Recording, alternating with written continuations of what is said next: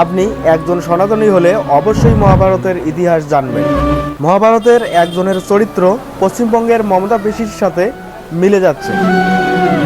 ওই দুষ্ট যাদব শ্রেষ্ঠ বাসুদেব কৃষ্ণ আমাদের সাথে ছলনা করেছেন। মহাভারতের শকুনি ছিল, আজ ভারতের সেই চরিত্রের নাম মমতা। জবাব তো দিতেই হবে।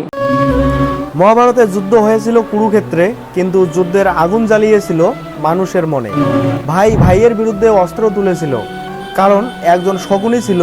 সে সরাসরি যুদ্ধ করেনি, কিন্তু বিষ ঢুকিয়েছিল সম্পর্কের ভেতরে। আজ পশ্চিমবঙ্গে কুরুক্ষেত্র নেই, কিন্তু সমাজে আবারও একই দৃশ্য। আজ হিন্দুদের বিরুদ্ধে দাঁড় করানো হচ্ছে, আর এই বিভাজনের রাজনীতির কেন্দ্রে দাঁড়িয়ে আছে একটি নাম, মমতা বন্দ্যোপাধ্যায়।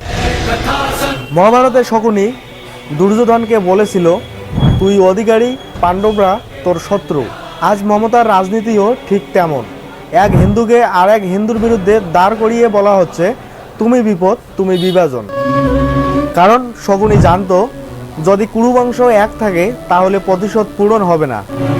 তেমনি মমতাও জানে, যদি হিন্দু সমাজ এক হয় তাহলে তার ভোট ব্যাংকের রাজনীতি ভেঙে পড়বে। আপনার তৃণমূলের কোনো মমতা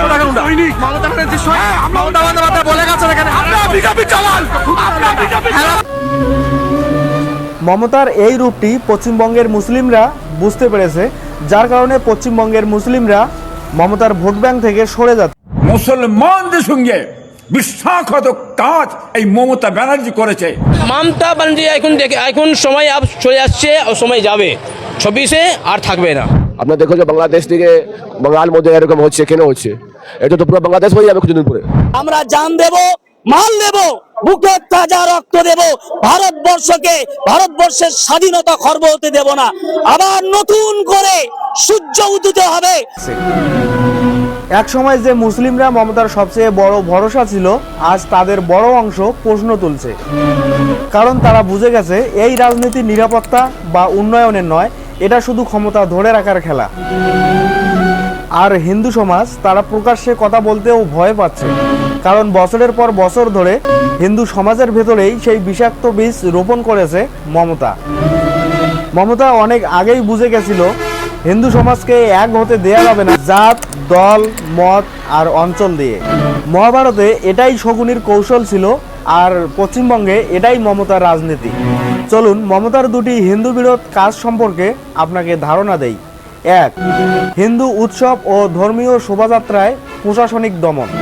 আপনারা খেয়াল করলে দেখতে পাবেন, রামনবমী, হনুমান জয়ন্তী এবং দুর্গাপূজা, এই উৎসবগুলোতে বারবার অনুমতির জটিলতা তৈরি হয় পশ্চিমবঙ্গে। রুট কাটা, সময় বেঁধে দেওয়া, সাথে দেয়া হয় কঠোর শর্ত।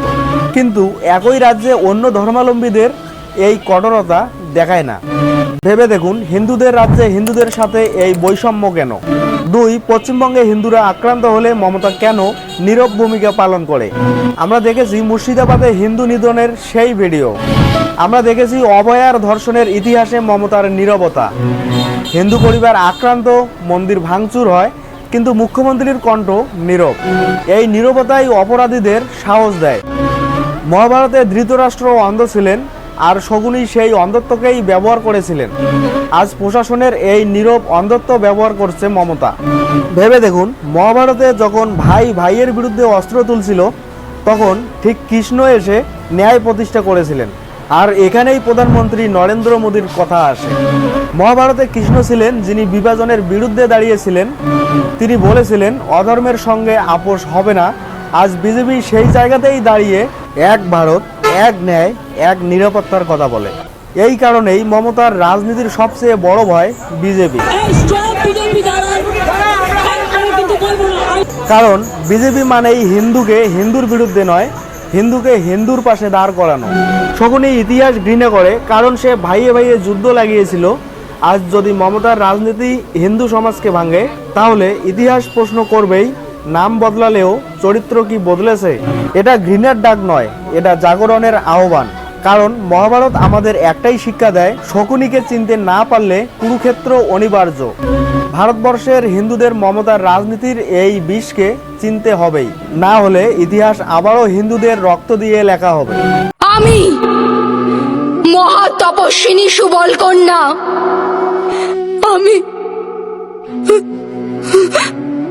মহা হতভাগিনী দুঃখী মাতা। ভেবে দেখুন, মমতা পিসি সনাতনীদের অস্তিত্বকে সংকটে ফেলেছে, আর এই সংকট থেকে আমাদের প্রত্যেককেই সনাতন ধর্মকে বাঁচাতে হবে। ভাবুন তো, অন্যান্য ধর্মাবলম্বীদের জন্য বিশ্বে কয়টি করে দেশ আছে? বলবেন অনেক দেশ আছে, কিন্তু ভেবে দেখুন সনাতনীদের জন্য পৃথিবীতে কয়টি দেশ আছে? সনাতনীদের জন্য তো একটিই দেশ আছে, সেটা ভারতবর্ষ। আর সেটাও যদি আমাদের থেকে চলে যায়, তাহলে সনাতনীরা কোথায় যাবে? ভারত ছাড়া অন্যান্য দেশে সনাতনী আছে, কিন্তু তাদের সংখ্যা দিন দিন কমে যাচ্ছে। এমনকি ভারতবর্ষেও সনাতনীদের সংখ্যা কমে যাচ্ছে। এর মানে কি জানেন? সনাতনীরা ভালো নেই। এর বাস্তব উদাহরণ হলো মুর্শিদাবাদ। সেখানকার এমএলএ হুমায়ুন কবির নিশাত চ্যাটার্জির প্রার্থিতা বাতিল করেছে। এর কারণ হিসেবে দাঁড় করেছে তার পোশাক। উনি একজন সেলিব্রিটি, এটাই জানতাম, কিন্তু প্রার্থী ডিক্লেয়ার করার আধ ঘন্টার মধ্যেই টিএমসির আইটি সেলের বা বিভিন্ন রকম অনলাইনে যেসব ছবি ভাইরাল হয়েছে, পোশাকের দায়ে যদি নিশাত চ্যাটার্জির প্রার্থিতা বাতিল হওয়ার প্রধান কারণ হয়, তাহলে সনাতনী মেয়েদের পোশাকের স্বাধীনতা কোথায় মমতার রাজনীতিতে? খোঁজ নিয়ে দেখুন মুর্শিদাবাদের সনাতনীরা কেমন আছে। 95% সনাতনী মুর্শিদাবাদে ভালো নেই।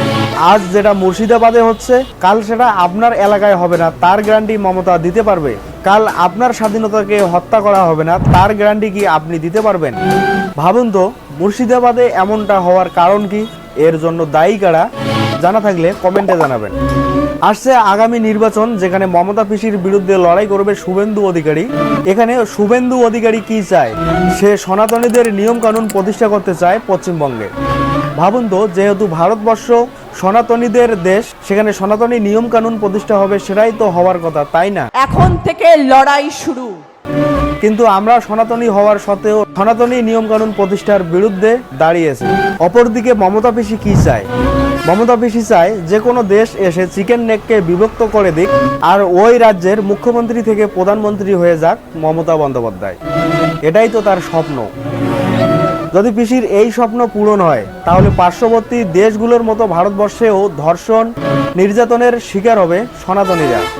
মমতা পিসির স্বপ্ন পূরণ হলে পশ্চিমবঙ্গে হিন্দুদের সাথে এমনটা হওয়া শুধু সময়ের অপেক্ষা ছাড়া আর কিছুই নয়। আপনার কাছে প্রশ্ন, আপনি কি চান? মুর্শিদাবাদের মতো আপনার এলাকার অবস্থা হোক, নাকি আমাদের সনাতনীদের নিয়মকানুন প্রতিষ্ঠা হোক ভারতবর্ষে? কমেন্টে জানাবেন।